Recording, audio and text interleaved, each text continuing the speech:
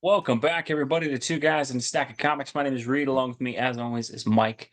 Mike, we just thought we'd go through today and talk about one of our favorite comic book characters, one that both you and I have an affinity for as an individual character. Some of the great cinematic adaptations the characters see, but also just some of the amazing storytelling potential of the character, and that is the Incredible Hulk, Bruce Banner himself. We thought we'd talk a little bit about what makes the Hulk work as a character for us, why we appreciate the Hulk stories, and maybe a little bit of what we hope they can do with the Hulk in the future as a character. And that he has kind of fallen a little bit on hard times in terms of his comic is not doing the greatest right now. Cinematic adaptation of the character wasn't the best in the MCU, but we talk a little bit about what we love about the Hulk. So I'll kick it to you first, sir. The Incredible Hulk. What is it about the character that kind of wraps you in as a comic book fan, or it makes you interested in the Hulk? Oh man, what's not to like about the Hulk? I mean, he's this incredible character, right? He was right there at the dawn of the modern Marvel movement. Let's see, there was Fantastic Four first, and then was it the Hulk that was second, Around there, yeah. He was one of the first one or two. and then Spider Man, and then the Avengers. I think that's how it went. Correct me if I'm wrong, folks down below. But back in the late 50s, in the early 60s, Marvel was chasing trends, right? They had a lot of success, like DC did with science fiction. So they were doing a lot of science fiction. Um, EC Comics was doing horror and other kind of mystery and monsters and that kind of thing. But Marvel had a lot of success with their monsters comics like Tales to Astonish, Tales of Suspense. When they created the Fantastic Four, they put in this monster type character, the Thing, because they weren't sure how superheroes were going to work. It was untrod ground for them. They knew DC was having superheroes, but they were kind of hedging their bets like, yeah, well, one of our heroes is the Thing. He's kind of like a monster. So if you like monster comics, you might like Fantastic Four. And so goes the creation of the Hulk. Hulk, that's Hulk number one behind you, if I'm not Yeah, mistaken, absolutely. right? Yeah, it's got the gray Hulk. That was the first one, right? Yep. And it's a Jekyll and Hyde character, right, from classical literature. He's Jekyll one moment, and then it becomes Dr. Hyde, and that's what the Hulk is. He's a monster character. He's a regular guy, and then he turns into a monster. And I think everybody can relate to that. When you get angry, you lose control. And what if you became this all powerful monster kind of creature, but you still had the element of good in you? How would you project that power? And that's always the plot point for all the great Hulk stories is, how can he lose control to save the day, but have enough control where he doesn't kill a bunch of people because he's basically out of control. And I think what's so cool about the character is little kids really relate to him Yeah. because they understand, especially the terrible twos, the terrible threes, they're oh smash. They relate to him. Like they can understand that mood change because that is them. And so in a sense, you've got like a super strong being with the temper tantrum of a two-year old, strolling through Manhattan. Oh, what could go wrong, right? Yeah, I think the Hulk works on such a level and that it's a it's one of these things again where sometimes these great creations just tap into your psyche Yeah. as a person and kind of we all understand what it is to lose control and be angry. Some may have it happen more than others, but everybody kind of understands it or knows someone like that. And I think that's the great thing that a You're a lot of these two-year stories do. old. You Man, know your my little own son children. Clark loves the Hulk Right. because he just finds it, the Hulk smash element of things funny. And I think that's the part that works for the Hulk is that as a person, you kind of, again, when these characters can tap into something that you personally can relate to or feel, it really makes you connect with that story on a deeper level. And all of us have had where, we've lost our temper. I think what the Hulk does really well from a storytelling standpoint. In addition to that, them layering so well General Ross and Betty and that entire dynamic of he's in love with the guy who's hunting him's daughter and all that, that's there in the formative era of the Brilliant. Hulk. Again, it's just ripe for that exploration of storytelling and things that have worked. And I think that's the greatest thing with the Hulk is the Hulk differentiates itself so much from other superhero content typically because the Hulk's not sliding in to save the day and help people who are stranded underground because he's just finding things or hunting down murderers. The Hulk is largely it's a curse. It's truly this is something he doesn't want. And I loved the scene. I think it was the Incredible Hulk movie where they had Edward Norton's Hulk, and he's like, I can't control it, but maybe I can just aim it at something worse. I think that Yeah. there's a line in that, and that's largely the Hulk. Is that you have this very noble man who gets the abilities of the Hulk by saving a kid from a bomb, and he basically from then on he has this curse that he has to carry. And I just think there's always been so many cool layers of the Hulk of like he wants to cure himself but he's worried about what happens if people get his DNA and replicate the Hulk, and then he wants to help the military and things at times but they're also hunting him, and he loves Betty but there's so many things that they do. And again, it just goes to that inherent kind of trauma that you can build with a character. It's kind of that Peter Parker formula that Marvel did so well of he wins a battle as Spider-Man or loses as Peter, or maybe he wins as Peter and loses as Spider-Man. And the Hulk has always kind of had those things of, yeah, the Hulk will beat the monster and save, the city, but he'll be hated for it. Or, he'll regret being the Hulk, but then tragedy happens and he knows he could have stopped it as the Hulk. And something about just the way that dynamic works has always made this character so fascinating. And like you said, it ties into those monster things as well, because it's largely just like Frankenstein, a guy who can turn into super strong Frankenstein is Right. largely kind of what it is. Yeah. And overall, it's just a really, really cool through line. And again, so much of that is because of the inception of the character and how much is owed to Jack and Stan and a lot of the Marvel guys who created this character in the first place. Oh yeah. I mean, he is so relatable in so many ways. But of course, that element of his, like you said, he's in love with General Ross's daughter, but there's a whole like almost like a Romeo and Juliet thing. Like you can't.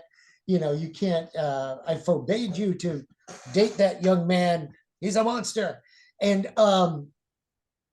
in the TV show, the original TV show from the 70s, man, how cool was that? There hadn't been a superhero TV show. I'm trying to think if Wonder Woman came on first with Linda Carter before Lou Ferrigno and the Hulk. Close. It's well within the same area. Yeah. Yeah. But I mean, man, that was a huge hit. And they got the character so right in a lot of ways. A lot of ways they changed his name. It was David Banner Yeah. instead of Bruce Banner. But the whole thing that he had to stay on the run, that was just so true to the character, and he was afraid of himself, just like he is in the comics, and who wouldn't be. He wasn't maniacal, and I know in the comics they've gone that way with him, when they made At times, yeah. yeah, The but Maestro and stuff like that.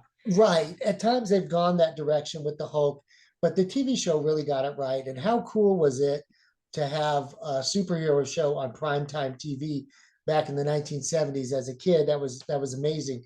Him and Linda Carter as Wonder Woman. It was just great to see these characters on the little screen because Batman was not being made anymore. It was on That reruns was the then, but 60s and ended, yeah. yeah, No, yeah, coolest thing about the Hulk TV show, I mean, Lou Ferrigno was the CGI. That's the coolest thing when I watch the whole. yeah. Imagine being No, the guy like you're literally just we paint you green and you yeah. are the Hulk, and he looks at you. It's There was no amazing. CGI. It was just muscle bound Lou Ferrigno, and and God bless him, he's still out there doing stuff.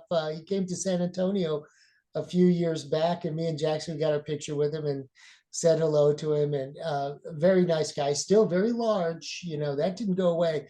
He's a That's when you're large the Hulk, guy. man. He was the Hulk. I more than man. That's just the most impressive thing about a show is like there's no graphics there. There's nothing, man. This is just they painted Right. Lou Ferrigno green, And and then he's the what did Hulk. they had like styrofoam or plywood Things that cars he'd for you to snap. turn Yeah. over or whatever. However they did that, it was all pretty much just real special effects, not digital special effects. And Lou Ferrigno, who did an amazing job. and the guy's name Bill escapes. Bixby. Bill Bill Bixby Bixby. He playing was a Banner. magician, right, from Las Vegas, a Las Vegas magician, and a very good actor, and he played David Banner instead David of Banner, yeah. yeah. But he did it very well, and those themes, have been it's been going strong ever since. And you can't deny the toddlers who love Hulk. That's a lot of times that's their gateway hero into comic Into book. comics. No, I know from my toddler, he loves the Hulk, and it's interesting. He's only, I mean, ever since he's been like almost a year, the Hulk has just been something he's gravitated towards. I think the coolest thing that the Hulk does, in addition to just having the cool Hulk smash kind of thing that all of us can inherently, I mean, it's just Yeah, cool to watch a giant creature smash things at times. But I think one of the things the Hulk does so well, and this is what the TV show you brought up did well, and I think what the movies have explored well, and I think certainly stuff like Peter David when he wrote the character for a really long time. I think it was across with that almost the entire 90s that he wrote the character, and so many writers that have done great with the Hulk is it's not only the exploration of the Hulk just being this monster does things. I think the psychological aspect of it being a curse and having it be that the superhero really suffers for being a superhero and is often hunted by his own fellow superheroes and just wants to be left alone. I think there's just so many layers to the character and the isolation that kind of always drives the Hulk because he can do the right thing and then everyone hates him for it. I think again what's always made him such a fascinating character is it is such a fundamentally different comic book than Batman or Spider-Man or Iron Man, where you picture the superhero thing is you get the cool suit, you sweep in the day, you save the day, you get the girl, the crowd loves you, and that's it. And the Hulk is truly the no man. Like if this happened to you, this yeah. would be terrifying. This would be something that you would genuinely be afraid of. And I think whenever they touch on that with the Hulk, as far as Banner being genuinely terrified of, like, oh man, what did I do now? Whenever he turns into the Hulk, I think that's such a great character element. I'll be honest, one of the things I'm not a huge fan of, I don't like when they do Smart Hulk. Peter David did it well. He was such a great writer. He's able to do it. I think so often Smart Hulk kind of gets ruined when you have a lesser writer behind it because the inherent kind of contradiction thing of you've got this really mild mannered guy and then he just has no idea what the Hulk did. I think that always kind of is such a fascinating character angle. One of the things that's interesting, you talked about the 70s show. We both really like that show. We think that did well. The most underrated comic book movie, in my opinion, of all time, and you and I did a video on this. We'll post the link to it below. You The got to Ang see Lee that. 2003 movie. Sadly, that to me is the most underrated and forgotten film of all time for comic books. In that it came out right the year after Spider-Man kind of changed the game for everybody. And I remember not liking that Hulk movie when I went to see it the first time when I was like 15 because I saw Spider-Man. Spider-Man's this big, bombastic, happy action adventure movie. You're like, oh, cool, they're doing for the Hulk. And then it was really this psychological examination of trauma and traumas inflicted by a father on a son and what that does and all these things. And it was, but when I watch it now, man, that movie just holds up so well and It explores so many interesting really, things with the Hulk. it really, really does. And when you and I were talking about the whole "We Love Him, You Hate Him" series, a lot of comic book fans deride that movie, and I think it's really one of the better ones. When you go back and look at it, it's really good. It's moody. It's Mhm. a little bit dark, although it's not filmed dark. But the exploration that it does is really intense. I think it was very well done. Of course, a very good director, Ang Lee, and I'm not sure who the writer, the script, who wrote the script, but it was well written. It was well acted. Um, the special effects are a little bit dated, but for the time, For man, 22 years ago, yeah, man, it was compared to pretty good. I mean, I loved it the first time I saw it. I've rewatched it a handful of times since then. We rewatched it, a when year we or two did the video ago, about 2 years ago, yeah. and it still blew me away. It was really, really good. It's a very good portrayal of the character. Yeah, and I still love it. So if you haven't seen it or it's been a while, Don't, I encourage it's you a to good check it out movie. again. Eric Bana did a really good, and never bad to see Jennifer Connelly on screen. She is not No. hard to, not hard to see on screen. we go through a little bit of where the Hulk is now, right? I think we had the Edward Norton movie. You and I are both fans of that one. They really kind of Oh, yeah. abandoned Yeah. that Yeah. version of the character. I think you and I both really like. We'll probably to do a whole video on the Incredible Hulk at some point because I know we both like that. We kind of go to where Hulk is now. Comics wise, Immortal Hulk was really well reviewed by a lot of people who really loved that, but that ended a couple years ago. There's been a couple middling runs since then with the character that haven't done as well. And then you talk about where he is in the MCU, and the MCU Hulk to me is probably the worst of any mistake the MCU made. The Hulk is the biggest mistake the MCU made. I kind of look at like Iron Man is a character that the MCU absolutely elevated and did amazing with.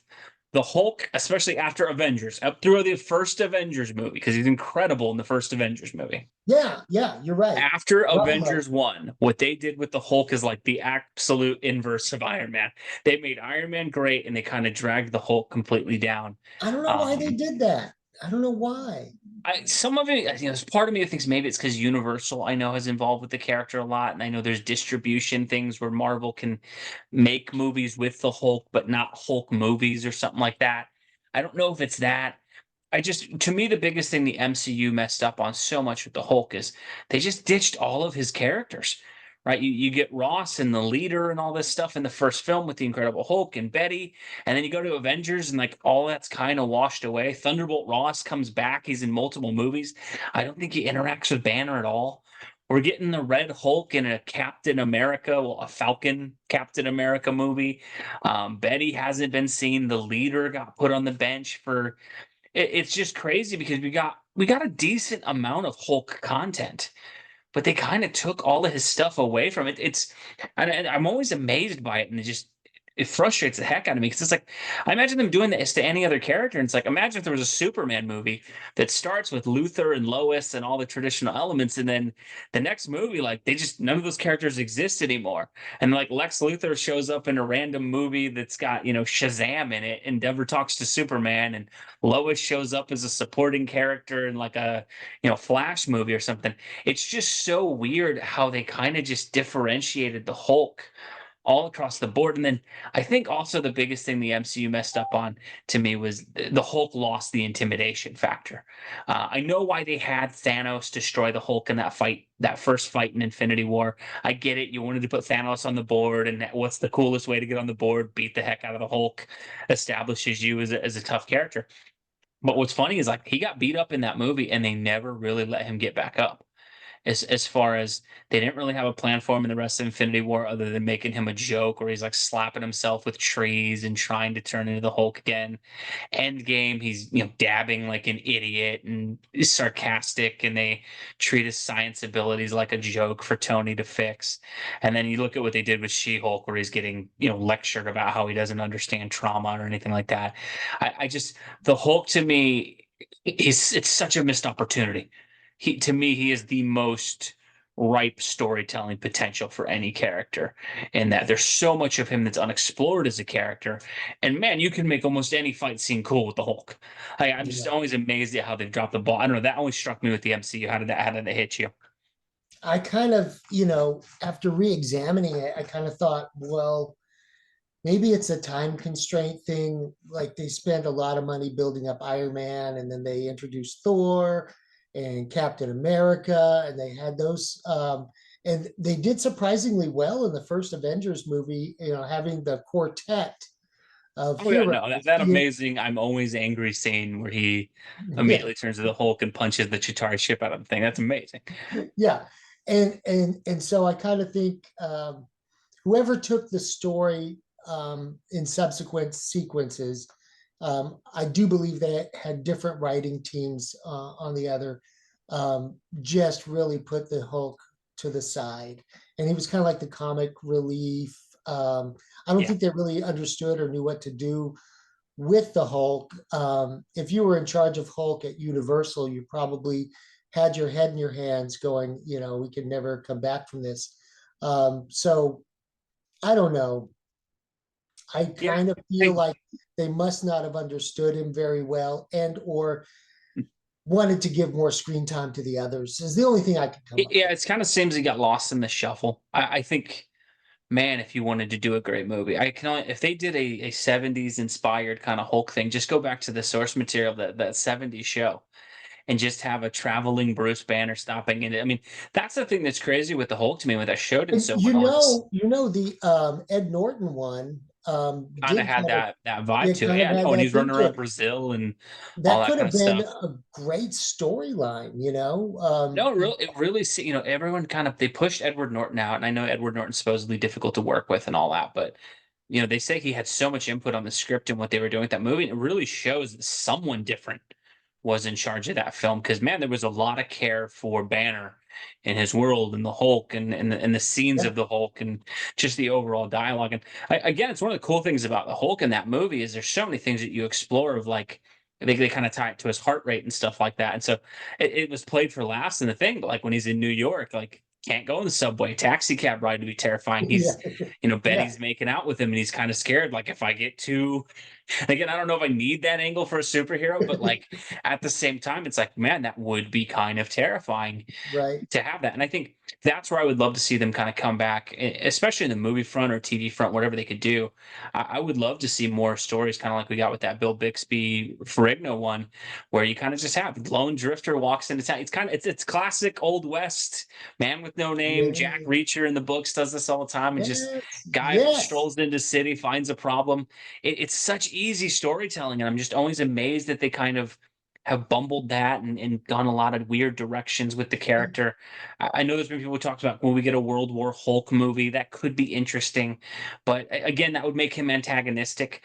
I would just love to see the Hulk being the Hulk again, where it's kind of just travel around, capitalize on these classic stories that have been there for years.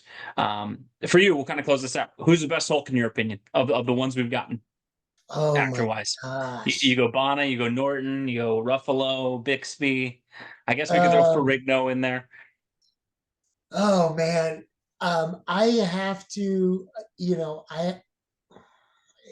it's close. I really loved Bono and I loved Ed Norton. But there's a special place in my heart for Lou Ferrigno and Bill Bixby. It really, really is. And they got they had to share the role because there was no CGI back then. So you got to put them together as a team effort. I will give them the edge, being that they portrayed that character in that time period with limited special effects. Of course, in the 2000s, we had the miracle that was special effects. So you could get a portrayal by one actor, but I really give the edge to the team effort of Ferrigno and Bixby. Yeah, it's funny is that I think Ruffalo to me is by far the worst one, and I know people liked him a lot. I I liked him like in the first Ruffalo. Avengers movie. He I have can't. not liked him in anything since. I think, man, the one thing I'll say, I think both Eric Bana and Ed Norton did amazing jobs. I'm always amazed when I watch those movies how much I feel like I'm seeing the character off the panel when I watch Yes. those and capturing Bruce Banner. But if I have to pick one, I'm giving Ferrigno the win, man. If Yeah. you're just the Hulk, we painted you green and you were. How do I not give it to that guy? I know Like you everybody can't, else right? has to have CGI. Yeah. Ferrigno, we just You throw pulled it green off. paint on you and you're the Hulk. No CGI Um, required. I got this. I'm gonna save you about 250 million on this picture right now. No, you got to give Ferrigno that. Yeah. Yeah, to me the thing with the Hulk is I think he's Marvel's most underutilized character. I really the storytelling potential of the Hulk as a character, man. There's so much you can do, and And I'm surprised at how much they've seemed to drop the ball. I will say about Mark Ruffalo, I don't think it's his fault. I think he was given some Yeah, no, material you that can't. he The material he's had been to given. deal with. I really liked him in the first Avengers film. And if he were given a fair shake, he could have walked away with top honors easily because he got like what, 3, 4 films, you know? Yeah, no, he's had the most room for sure. I mean, that's the crazy thing for me is, man, with how good the first one was when it holds up. I think, man, what Eric Bana could have done if they'd have done a sequel, or I Oh, really would have. As much as he seemed invested, man, I really would have loved to see Ed Norton continue, and that there was so many oh interesting yeah. threads and things they dropped. And we're gonna have to do a video on the Incredible Hulk. I absolutely love that movie, especially as time goes on. That one holds up so well. But Let's do that one next. Yeah, we I, love I them think and hate we'll 'em. get to that. We'll have to discuss that one in detail. But Yeah. let us know what you guys think below. What do you think of the overall state of the Hulk right now? If you're a Hulk fan, what do you love about the character? If you're not a fan of the Hulk, what is it about the Hulk, that kind of pushes you away as a fan? Me and Mike were just thinking about it. We love sometimes we just love talking about characters that we love, and the Hulk is one that we kind of see on a little bit of rough days right now for him, but such a great character, so many cool storylines and things. As always, folks, thank you guys for watching. God bless you. We'll catch you in our next video. Thanks, everybody.